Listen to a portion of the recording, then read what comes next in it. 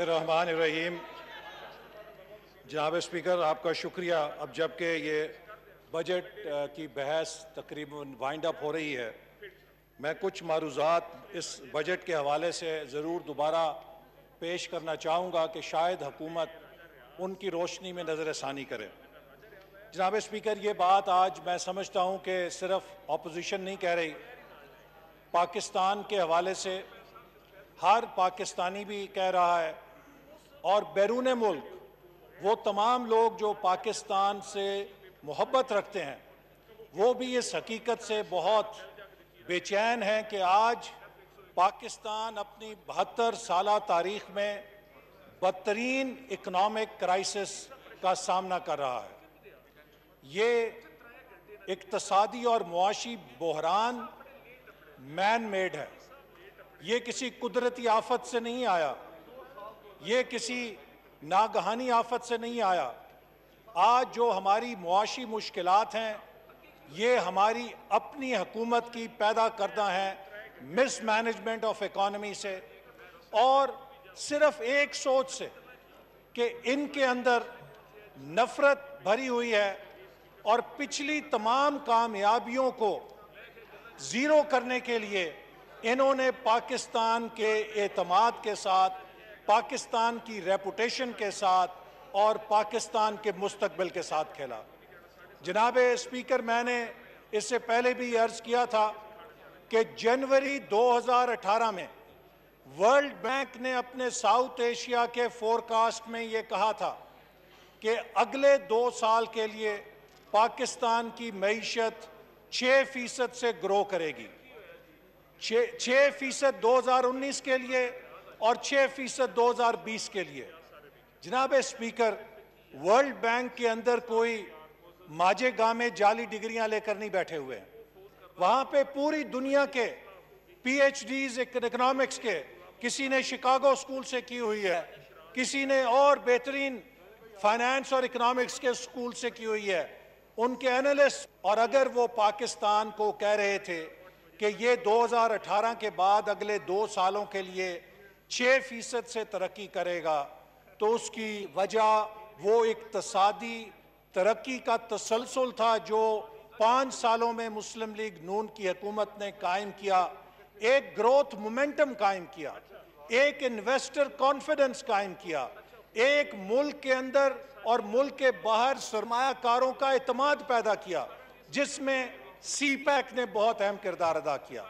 لیکن بدقسمتی سے 2018 میں آر ٹی ایس برانڈ حکومت پاکستان کے اندر آئی، آر ٹی ایس کا جھلو چلا، اور ایک ایسی حکومت آئی کہ جس کے لیڈر نے اپنی زندگی میں کبھی ایک یونین کاؤنسل نہیں چلائی تھی۔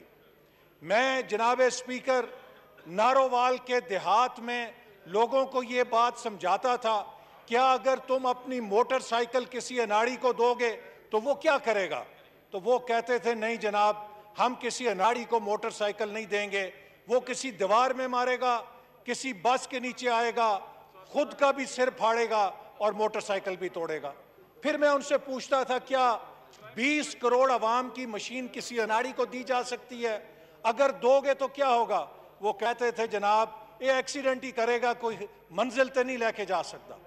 آج ہم دیکھ رہے ہیں کہ ایک اناڑی ڈرائیور کو، جس نے زندگی میں نہ یونین کاؤنسل چلائی، نہ ضلع چلایا، نہ صوبے کی کوئی وزارت چلائی، نہ مرکز کا کوئی عہدہ رکھا، پہلے دن وہ وزیر اعظم بنا اور وہ اس پوری انتظامی مشین کو دیکھ کے ششدر رہ گیا، اور ابھی تک اس اپرینٹس شپ پروگرام سے گزر رہا ہے، آن جاب ٹریننگ کے عمل سے گزر رہا ہے، لیکن یہ آن جاب ٹریننگ پاکستان کو بہت مہنگی پڑی کہ ہماری گروتھ ریٹ 5.8 سے گر کے -0.5% پہ آ گئی۔ دنیا میں کوئی ملک اتنی تیزی سے نہیں گرا۔ پھر اب کل لیکچر دیا گیا کہ جناب ریفارمز کی حکومت ہے۔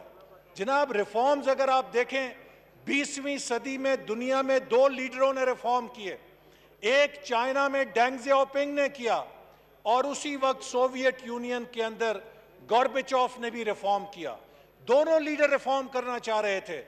ڈینگ زیاؤ پنگ نے کہا، میں جو ریفارم کروں گا میں اپنے آرڈر پہ سٹیبلٹی پہ کمپرومائز نہیں کروں گا اور میں اسی سسٹم کے ایکویلیبریم کو قائم رکھتا ہوا اس کو 360 ڈگری چینج کروں گا. لیکن گورباچوف نے کہا وہی تقریر کی جو عمران خان صاحب کرتے ہیں. گورباچوف نے کہا میں سارے مافیا کو گراؤں گا, میں اس ڈھانچے کو گراؤں گا اور ایک نئی عمارت کھڑی کروں گا, اور وہ مافیا گراتے گراتے گورباچوف نے ریاست کو گرا دیا. آج پاکستان کو بھی ریاست مدینہ کا سامنا نہیں ہے, پاکستان کو سوویت یونین کے گورباچوف کا سامنا ہے جو ایک ایک کر کے پاکستان کی معیشت کے ہر سیکٹر کو ڈھا رہا ہے اپنی ضد کے لیے, اپنی انا کے لیے, اور صرف اس لیے کہ وہ خود کو ثابت کرنا چاہتا ہے کہ شاید وہ کوئی فرشتہ ہے اور باقی سب اس ملک کے 22 کروڑ لوگ چور ہیں. میں جناب اسپیکر چیلنج کرتا ہوں, عمران خان صاحب آئیں, انہوں نے اتنا انکم ٹیکس دیا جتنا میں نے انکم ٹیکس دیا ہے. اس کا مطلب یہ ہے کہ ان کی اتنی آمدن ہے جتنی میری آمدن ہے. میرے پاس تو اس آمدن میں ایک کنال کے کرائے کے گھر کا خرچہ مشکل سے چلتا ہے. یہ بتائیں کہ اس آمدن کے اندر 300 کنال کے محل کا خرچہ کیسے چلاتے ہیں؟ کیا ایف بی آر میں جرت ہے کہ ان سے پوچھے؟ کیا نیب میں جرت ہے کہ ان سے پوچھے کہ انہوں نے 10 کروڑ کا مکان 2 زمان پارک پہ اس انکم ٹیکس کی آمدن میں کس طرح بنایا ہے؟ اور اس کے بعد مسٹر کلین ہے. جناب والا, شوگر کے اوپر انکوائری تو یہ تھی کہ 50 روپے کلو 5 سال قیمت رہی. مسلم لیگ نون کی حکومت میں غریب آدمی کو 52-53 روپے چینی ملتی رہی کلو, تو وہ ایک دم 90 روپے پہ کیوں چلی گئی؟ تو جناب آپ نے کہا کہ ہم انکوائری کریں گے. جب انکوائری میں آپ کے لوگوں کا نام آیا تو کہا کہ نہیں, اس طرح کرو جو ہمارے گاؤں کے اندر ہوتا ہے کہ جب کسی قاتل کو بچانا ہوتا ہے تو کہتے ہیں کہ پورے گاؤں کا نام ایف آئی آر کے اندر لکھ دو, یہ قاتل بھی چھٹ جائے گا. تو آپ نے ایف آئی آر پوری انڈسٹری پہ کاٹ کے اپنے چوروں کو بچا لیا ہے.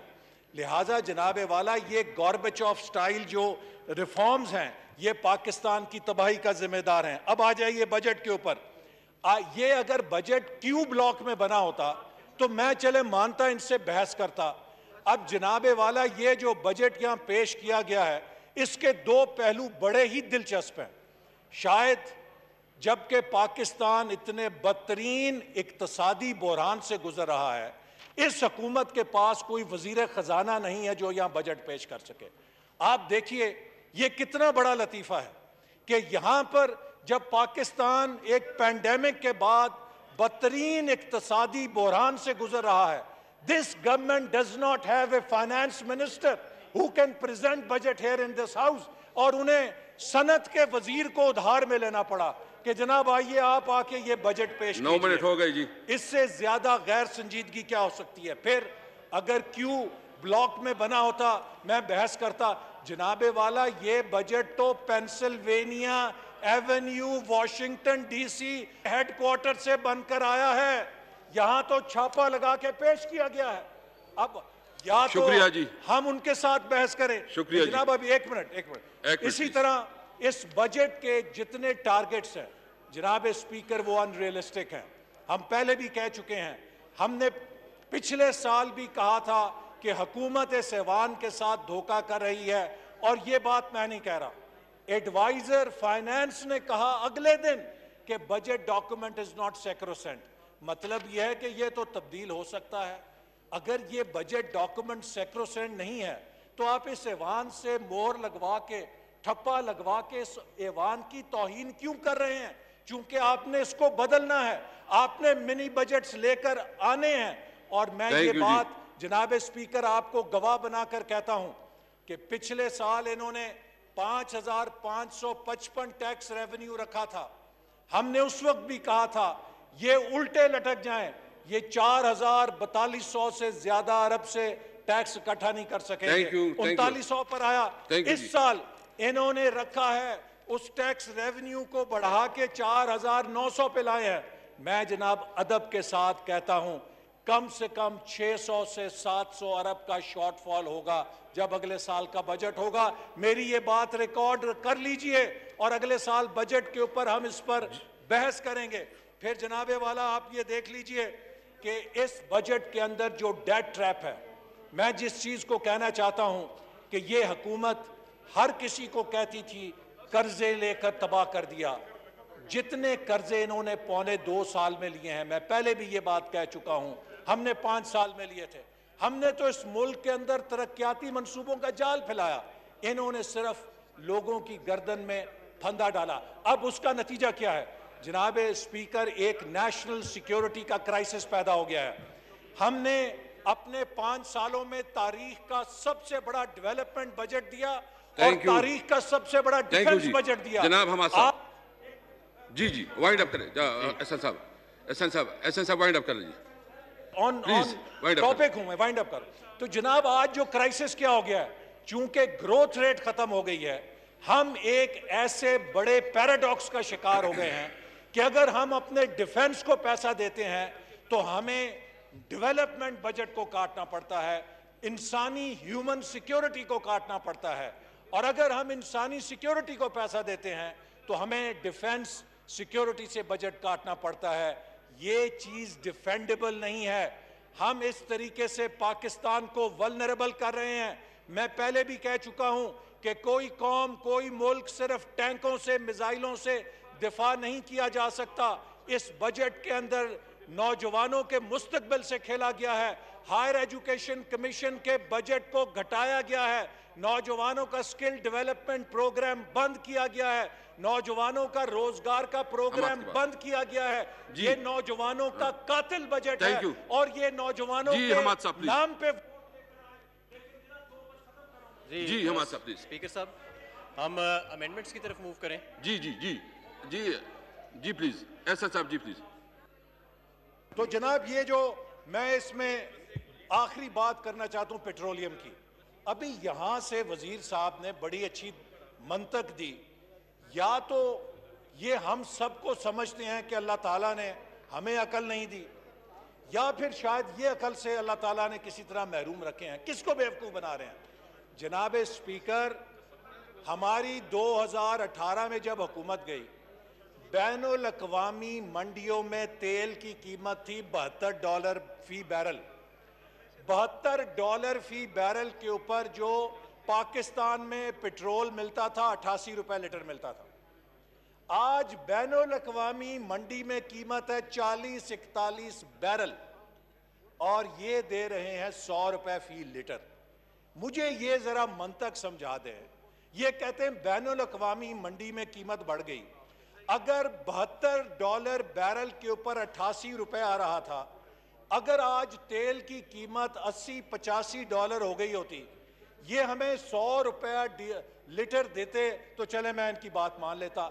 جناب تیل تو ہو گیا $40 فی بیرل، آدھی قیمت رہ گئی ہے اور یہ ہمیں لے گئے ہیں 100 روپے لیٹر کے اوپر. یہ صرف اور صرف ٹیکسیشن ہے. اس انکریز کا مقصد بین الاقوامی قیمت سے کیلیبریٹ کرنا نہیں ہے. اس کا مقصد بیک ڈور، چور دروازے سے ٹیکسیشن کرنا ہے اور اس آئل مافیا کو اربوں روپے کا سکوپ دینا ہے، جس سے پتہ نہیں انہوں نے اپنے الیکشن میں کل کو کتنی ڈونیشن لے لی ہے. یہ آئل مافیاز کے ہاتھوں میں یرغمال بنے ہوئے ہیں.